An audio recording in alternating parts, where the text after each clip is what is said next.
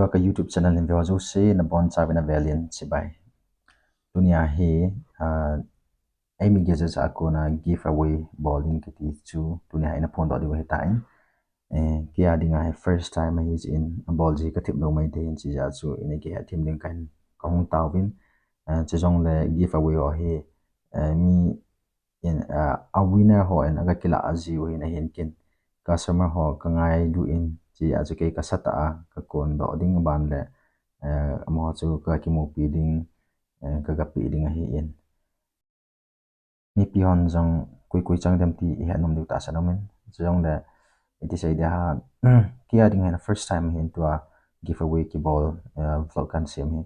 a chu ka tip lo ding hi in jong le athan dan jong hi ke to loi pa Amy gadgets nei pa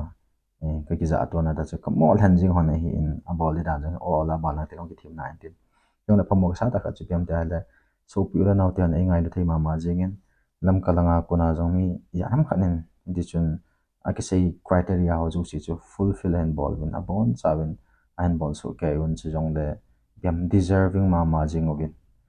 a hi in wang silam ta kha chu amo jong chu piding tin a ki gelin a phone a ki cha ton ya da a thil chu hilai ko na ga cho ya ai lo la pole piding om lo ji chun a thot ding da ho om thei lo ji chun ike kom tun au a ha sat ji iwang si jiu ti ri mai in te ji chun aki lam chang lo ding thilum ta ji chun ma ta ki ke ho ne la ako pui kui chom ki pu in hilang kangui langa om so pu lana te ho deserve ma pending ane gelo zo chona pita ban atin ka kela hela ti seidam ki ngai lu na kasama ma jingin tabang lung din ta lung gel bi ha lung pi ka nga te a ki in bol hoi la zong lang ka so pi ko ona kana holanga ho zo amo zo chang zo han ti a kyal theina pau hi ka gela la pa chalo thi kai pun mo ka pa chale jingin mo hin chan gam khanin a ki se yu si lo thang ta na bolo hi in ji chuna mo chunga se ju lu ki pa tu ka se jin ja ju kin jong se ding khalo ji chun tiam phana thule la phana lam khalang ho bang ki chi tinga hala ki mo to tan ti chun kan mo se jing achan news ka dei mama jing na hi na kilam chan oding til tham hanum ta ji achu ti achu ki za to a chuta le hilanga kangui langa so pi la nau te ho ama ho zo chu ana petan atia chidung ji achu dunia hong ki hin to hi in chule he chi kan phone do masangin so pi la nau te ho nei ngai lu te win comment hai ta ta hin bol win chuta le ki sei sit na ki dem na ha cha po in hita ani ngai du ba thil pha thil hoi nin sei pi te ho kia ding na man tamin jong le mabana ka hen bol na ting te ho a I chang yo na pil kho na ip I bon ke ba I chan ding o khatei sa ma jing hen ai in and first second third ti achu price tu mong ki koi ta ngal da ji achu thumbo thanding hong ki ti ta en ya chu mi thumi hong ki langa a hin adang ho ju si jong thasi na nei po hutin tia hi thu du ki ngai lu na ba ni za ka hi chi na chan mana na le ding na lal jeng ding te na ngai pu na chan lo mana chu nang chu thil ki bol ho si chu a bol thing lo jong nei di chum pu na bon chu kevin dotting serin na bol so kevin hai in price mi thum bo chang ding hai ja chu mi thum bo hi ta kan than jing hin kan than na hin first price nga lam nei khol kangui word number 1 ama hi first prize achangin ma in akisai criteria ho ju si chu hen bowling chana chung chuna ma in comment hen ball hi la apha e thil hung ki ball do ho hi a hoi thei mo mo in aki man thei ki chin ball do pa jong pa chat a in ki pa pi a in a phat to ati e hon zat dang nam dang ho isot sang vai ho le ho business ho jong sot tu thei wa hin e ho gam sung ma chal na khan to na khat jong hung hidin kata san ati sum kyau han lang abon gi ki cho chai jeng le kalunga he ati ai mama jigina mona ga chia mona ga be ho chu product mo si dei aki dei so ke jing ki cho chai ke jing le ti ki dei so ke tu ni in nga lam nei khol mi tam ta la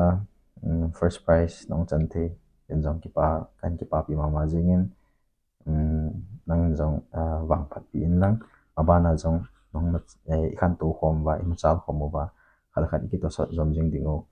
kain tim nai han lang jong le emi gadget si kui ma cha hi kui ma dang chung ma hi pu ho ma hi ya chu ki sim hoi chan wa ho hi e ti chu kan se hian lang ani chan na ani chan na prize winner hi hin da boy kim chango bung hi boy kim chango bung in akise ko ju si chu man jong lo thing ta na bolin ichina chung chuna ma in biha comment and pi yong hin angai ngom ni kata sen chom cha nen chulen ma hen ama comment hele ki pa o me e ho jong thil tha tha ipu do theu pathin phathin bo jing han homa chal jing en ti ki pam he jing en pathina kuna phathi ki mu kal wala cham ki mu ya ki mu ding ha tabang pathinan thum pi o he ki pam he jing ka youtube channel jong khang to in den sta la imi ge ja sa ong khang to ding ki nem boy kim hi ama hi price ang hola hi thum hola hi ama hi ina pen hi chango bunga yang he ma ko ama jong hi ki tha pi ding hi abana third prize winner hi thong do kin kate bebem mangjal KMC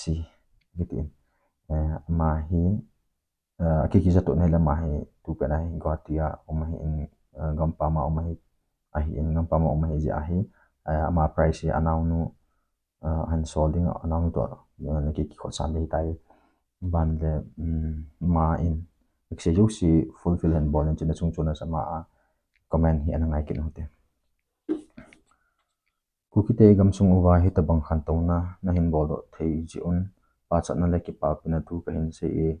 kin jong khatam ki chaw tai best place to visit tin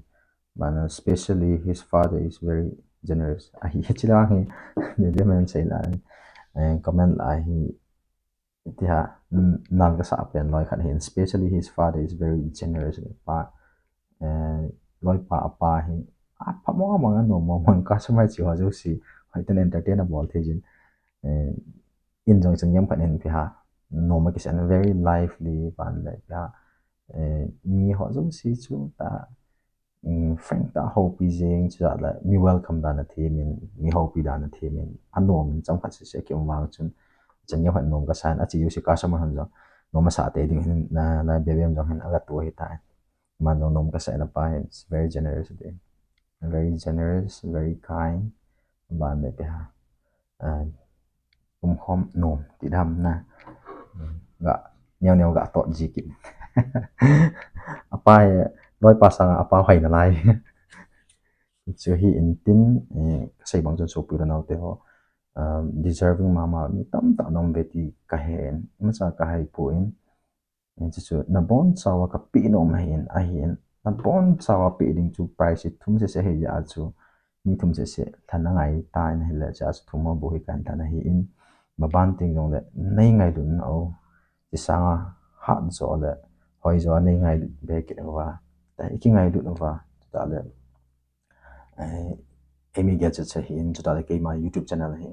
chan yam khana in top sang wa khala khari ki to so ding win tim na khan nei in chu khala khari ki to na ho hin tin sta le ke ni in jong no wa dinga pan kala na thei o ma le ke ni jong kan la jing ding hi chu so pu da now nam khat ti khat hi nau a hi price hop do na kin ho chu price ki pi do na kin ho chu hin tin chu ta la mo ape na interview ga boli chu price winner ho om pu win aso pi te ho da an ki pi he ja so lim ho bu hi hong ki ta do hin ya chu in he team ding dong ta win dunia ding in price of do na ho chan chi sa ta ti ki pa na bon cha win mang pa